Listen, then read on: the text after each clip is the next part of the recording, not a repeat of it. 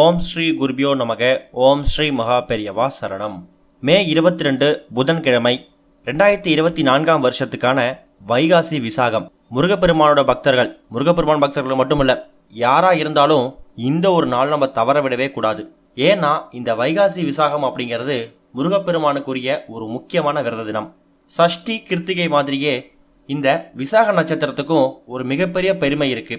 விசாக நட்சத்திரத்துக்கும் முருகப்பெருமானுக்கும் ஒரு முக்கியமான சம்பந்தம் இருக்கு. இருக்கக்கூடிய 27 நட்சத்திரங்கள்ல ஞானத்துக்கு உரிய நட்சத்திரமா கருதப்படுவது விசாக நட்சத்திரம். அந்த விசாக நட்சத்திரம் அன்னைக்கு தான் சிவபெருமான் அவருடைய நெற்றிக்கண் மூலியமா முருகப்பெருமான ஒளி கதிர்கள் மூலியமா உருவாக்கினார் அப்படிங்கிறது புராண கதைகளை இருக்கு. தீய விஷயங்களை அழிச்சு நல்ல விஷயங்களை நிலைநாட்டுறதுக்காக முருகப்பெருமான் வைகாசி மாதத்தில் வரக்கூடிய விசாக நட்சத்திரம் அன்னைக்கு அவதரிச்சார்.